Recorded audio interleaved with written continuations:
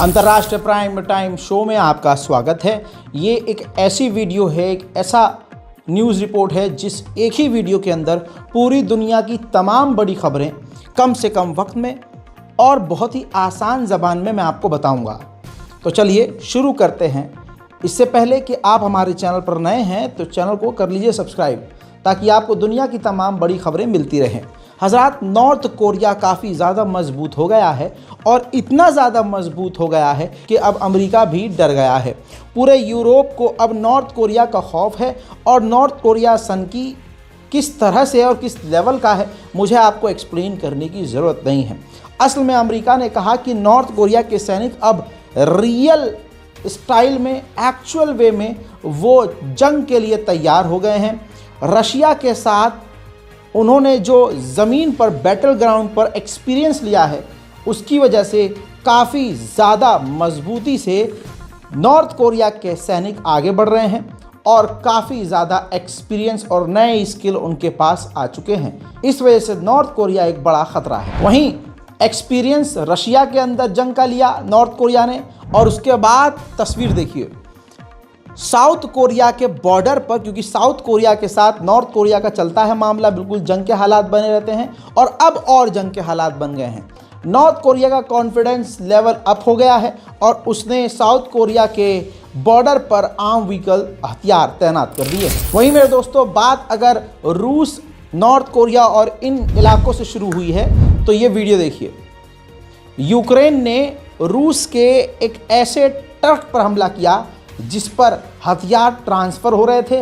रूस के हथियार लदे हुए थे, सब के सब बर्बाद हो गए। यह बात भी बिल्कुल क्लियर है कि पूरी दुनिया के जो बड़े बड़े देश हैं वो यूक्रेन की मदद कर रहे हैं। हत्ता कि यूक्रेन विदेशी लोग आ रहे हैं लड़ने के लिए। बरतानिया का एक नागरिक जो यूक्रेन के तरफ से रूस से लड़ रहा था, रूसी हमले में मारा गया है। वहीं रूस के कुर्स्क के इलाके पर 3 से 4 महीना हो चुका है यूक्रेन का अभी तक कब्जा है। हालांकि कुछ इलाके को रशिया वापस हासिल कर चुका है, लेकिन दुनिया के सामने आकर मीडिया को बाइट देते हुए ज़ेलेंस्की ने बताया कि अब तक की ये हमारी सबसे बड़ी जीत है जो हमने कुर्स्क के इलाके पर कब्जा किया हुआ है। For example, take the Kursk operation. It's one of our wins. I think one of the biggest wins, not just last year, but throughout the war. Russia had to pull almost 60,000 troops of the Ukrainian front to deal with it. हजरात, Biden सरकार हटने वाली है। Biden सरकार ने पूरी जान लगा दी है कि बाइडेन इससे पहले कि पद से हटे, यूक्रेन को अंधा पैसा दे दें। ऐलान किया गया है अमेरिका के डिफेंस मिनिस्ट्री के द्वारा कि $500 मिलियन आखिरी बार बाइडेन सरकार के द्वारा यूक्रेन को अप्रूव किया जाता है।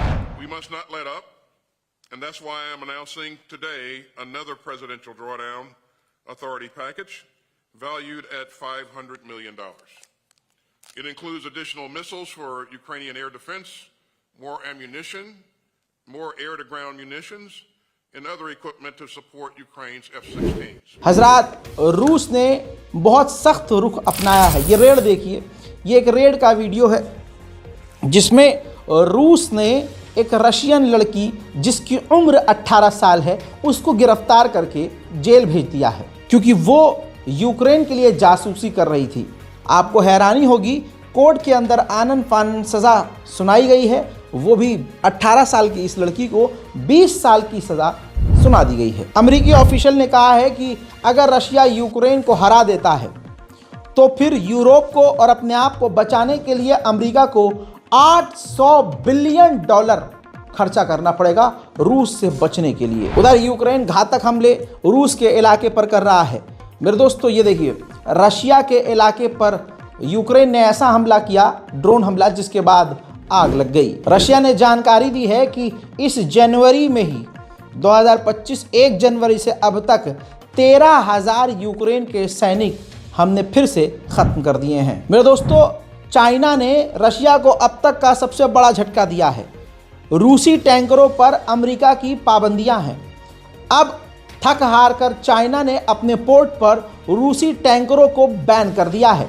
अब रूस के टैंकर चाइना नहीं जा सकते। उधर मेरे दोस्तों, रशिया की एयरफोर्स ने वीडियो जारी किया है जिसमें आप देखेंगे और देख रहे हैं कि हेलीकॉप्टर के ज़रिए यूक्रेन के ठिकानों पर रूसी हेलीकॉप्टर हमला कर रहे हैं। वहीं ज़ेलेंस्की ने वेस्टर्न देशों को अप्रोच किया है कि अगर वेस्टर्न देशों के सैनिक हमारे ज़मीन पर आएँ और रूस से लड़े तो रशिया प्रेशर में आएगा और बातचीत करके हमारी डील एक्सेप्ट करेगा और ये जंग रुकेगी। यूक्रेन को एक बार फिर से बड़ी मदद मिलने वाली है।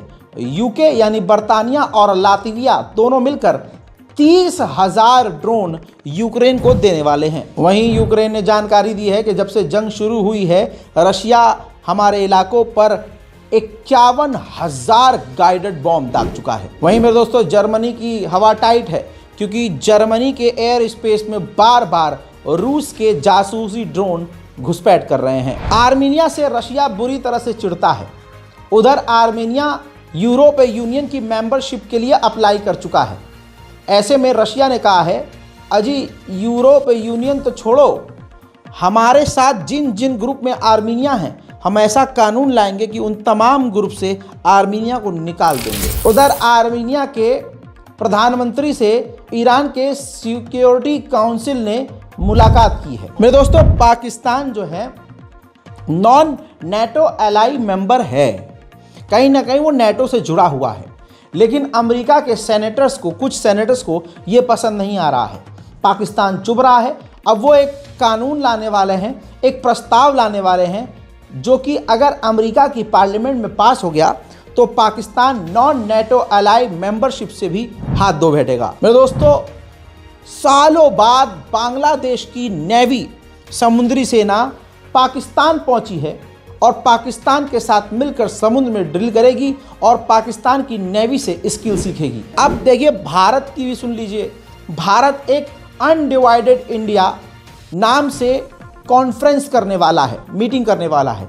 बड़ी बात इसमें यह है कि भारत ने इसमें कई देशों को बुलाया है और इन देशों में जिनको इनवाइट किया है उसमें बांग्लादेश और पाकिस्तान दोनों को इनवाइट किया है। इसके अलावा भूटान, म्यांमार, श्रीलंका, अफगानिस्तान, मालदीव, नेपाल भी शामिल हैं जिनको इनवाइट किया है। मैंने आपसे बताया था कि तालिबान की गवर्नमेंट से पहली बार ऑफिशियली भारत ने दुबई में मुलाकात कर ली है। अब उसके बाद खबर यह आई है कि तालिबान एकदम गदगद हो गया है, भारत से इतना खुश है कि तालिबान के डेलीगेशन ने भारत की विदेश नीति की जमकर तारीफ की है। और बड़ी बात यह है कि तालिबान की सरकार ने पाकिस्तान की शिकायत भारत से की। उधर मेरे दोस्तों इंटरनेशनल पासपोर्ट रैंकिंग आ गई है जिसमें साल में एक बार लिस्ट जारी की जाती है जिसमें बताया जाता है कि कौन से देश का पासपोर्ट मजबूत है, बेहतर हुआ है। हजरात भारत की सरजमीन से अगर आप ये खबर देख रहे हैं तो भारत के लिए बता दूं बुरी खबर है। भारत 5 स्थान नीचे आ गया है। रिपोर्ट आपकी स्क्रीन पर है। पिछले साल भारत 80 नंबर पर था, यानी ऊपर था। अब सीधा 5 पायदान नीचे आ गया है और 85 नंबर पर अटक गया है। सबसे बेहतर, सबसे मजबूत पासपोर्ट पहले नंबर पर सिंगापुर का है, दूसरे नंबर पर जापान का है, तीसरे पर Finland, France, Germany, Italy, south Korea और स्पेन का है। चौथे नंबर पर मजबूत passport Australia, Denmark, Ireland, Luxembourg, Netherland, Norway, Sweden का है। 5वें नंबर पर पूरी दुनिया में सबसे मजबूत जिनके पासपोर्ट हैं वो है बेल्जियम, न्यूजीलैंड, पुर्तगाल, स्विट्जरलैंड और बर्तानिया। 6ठे नंबर पर जिसका पासपोर्ट सबसे ज़्यादा मजबूत है ऑस्ट्रेलिया और ग्रीस है। 7वें नंबर पर कनाडा, माल्टा, पोलैंड। 8वें नंबर पर चेचनिया, हंगरी। 9वें नंबर पर एस्टोनिया, यूएस, अमेरिका भी 9वें नंबर पर है। और उसके बाद 10वें नंबर पर लातविया, लिथुआनिया, स्लोवेनिया, यूएई। 11वें नंबर पर क्रोएशिया, आइसलैंड, स्लोवाकिया। 12वें नंबर पर मलेशिया। 13वें नंबर पर लाइचेनस्टाइन, ये पता नहीं कौन सा देश है, ससुर का नाती, प्रोनाउंसिएशन पे मत जाइएगा। 14वें नंबर पर साइप्रस है। 15वें नंबर पर बल्गेरिया, मोनाको, रोमानिया। और 85वें नंबर पर, क्योंकि इंडिया दिखाना ज़रूरी है, तो 85वें नंबर पर आ चुका है 85 स्थान पर भारत। लेकिन पाकिस्तान का हाल सबसे बुरा है। पूरी दुनिया में सबसे घटिया और सबसे कमज़ोर और सबसे बकवास अगर किसी का पासपोर्ट है, उस लिस्ट में पाकिस्तान, यमन, इराक, सीरिया और अफगानिस्तान। म्यांमार को मैंने बताया था परसों ही कि रशिया ने अपने Su-34 दे दिए हैं, और मैंने उसी दिन कह दिया था कि इन्हीं फाइटर जेट का इस्तेमाल करके म्यांमार की सेना अपनी जनता पर, आवाम पर बमबारी करेगी। और परसों कहा था और कल सच हो गया, और आज आपके सामने रिपोर्ट रख रहा हूँ। रिपोर्ट यह है कि म्यांमार की आर्मी ने अपने ही देश के लोगों के ऊपर एक गांव जिसका नाम रखनी गांव है, वहां पर हवाई हमला किया, और इस हवाई हमले में अब तक 40 लोग मारे गए हैं और सैकड़ों घायल हैं। अमेरिका पर अल्लाह का अजाब है ही, जो देश दूसरों को जलाता था वो आज खुद जल रहा है। सुबह ही सुबह मैं उसके बारे में स्पेशल वीडियो अलग से अपने मेन चैनल पर पोस्ट कर चुका हूं। पूरी रिपोर्ट मैंने उसके अंदर दिखाई है, और तस्वीरें और तमाम विजुअल्स मैंने आपको दिखाए हैं, जाकर देखिएगा। अब ताज़ा तरीन अपडेट उसमें यह भी आ गया है कि अमेरिका को $60 बिलियन का नुकसान हुआ है। कितने? 60 बिलियन। क्यों? क्योंकि ये अमेरिका के सबसे महंगे और खूबसूरत शहर थे, जिनकी प्रॉपर्टीज, जिनकी बिल्डिंग्स, जिनकी ज़मीन, जिनके मकान, अपार्टमेंट्स बहुत महंगे थे, जलकर जो अब राख हो चुके हैं। डोनाल्ड ट्रंप कनाडा पर कब्जा करने की बातें कर रहा है। ऐसे में कनाडा ने पहली बार धमकी अमेरिका को दे दी है। कहा कि अगर इसी तरह की बात ट्रंप करता रहा तो हम अमेरिका को जो गैस और तेल और जो एनर्जी सप्लाई करते हैं वो पूरी तरह से बंद कर देंगे। उधर जस्टिन ट्रूडो ने CNN पर इंटरव्यू देते हुए कह दिया कि जो ट्रंप सोच रहे हैं वो कभी हो ही नहीं सकता। कनाडा कभी अमेरिका से जुड़ ही नहीं सकता। उधर डेनमार्क ने डोनाल्ड ट्रंप की बयानबाजी से परेशान होकर इमरजेंसी मीटिंग बुलाई है। उधर जर्मनी ने भी डोनाल्ड ट्रंप के मुंह पर थप्पड़ मार दिया है। कहा कि ये जो ट्रंप कह रहे हैं कि नेटो को अपने डिफेंस का बजट 5% बढ़ाना होगा, ये तो बहुत ही ज़्यादा है, ऐसा हम नहीं करने वाले। उधर इटली की प्रधानमंत्री ने कहा है कि अमेरिका अपनी ताकत का इस्तेमाल नहीं करेगा ग्रीनलैंड को कब्जा करने के लिए। यहाँ बर्तानिया भी एग्री नहीं करता ट्रंप की बातों से। ब्रिटेन की गवर्नमेंट ने कहा कि हम यही मानते हैं कि डेनमार्क का हिस्सा ग्रीनलैंड रहेगा, अमेरिका ऐसा कुछ नहीं करेगा। उधर ब्राजील में भी एक और पैसेंजर विमान क्रैश हुआ है। इससे ज़्यादा मैं तस्वीर दिखा नहीं सकता, विचलित करने वाली है। ये ब्रेकिंग न्यूज़ है। फिलहाल अभी ये अपडेट नहीं है कि कितने लोग मारे गए हैं, लेकिन सभी लोगों के मारे जाने की आशंका है। उधर तुर्की ने इजराइल और अमेरिका को डराने वाला हथियार बना लिया है। जैसे इजराइल ने लेज़र हथियार बनाया जो उसका इतना कामयाब नहीं है, तुर्की ने, यह तस्वीर देखिए, तुर्की ने एक ऐसा लेज़र हथियार बनाया जिसको 15,000 फीट ऊंचाई पर ले गया, और 15,000 फीट ऊपर से अपनी लेज़र गाइडेड मिसाइल से जो उसने टेस्ट किया तो बिल्कुल सटीक निशाने पर हमला किया। यानी अब तुर्की की ताकत में और बढ़ोतरी हो गई है। यूके के प्रधानमंत्री थे कायर स्टारमर, स्क्रीन पर आपकी ये तस्वीर है उनकी।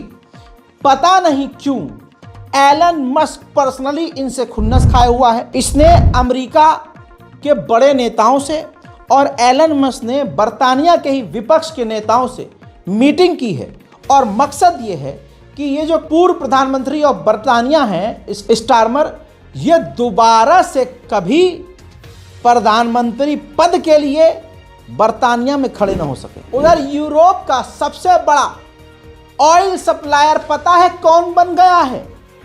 भारत। हिंदुस्तान पूरे यूरोप को सबसे ज्यादा तेल देने वाला देश भारत बन गया है। सऊदी अरब को भी पीछे पछाड़ दिया है। रशिया से भारी मात्रा में तेल ले रहा है भारत, मतलब कच्चा तेल लेकर उस पर काम करके उसको यूरोप एक्सपोर्ट कर रहा है और मोटा पैसा कमा रहा है, लेकिन फिर भी हमको टैक्स देना पड़ता है भाई। हजरात मोहतरम, अंतर्राष्ट्रीय प्राइम टाइम शो में आज और अभी के लिए इतना ही। इस रिपोर्ट के बारे में अपनी राय कमेंट में ज़रूर लिखिएगा। चैनल को सब्सक्राइब कीजिए और अपने दोस्तों को इस वीडियो को शेयर कीजिए। जय हिंद।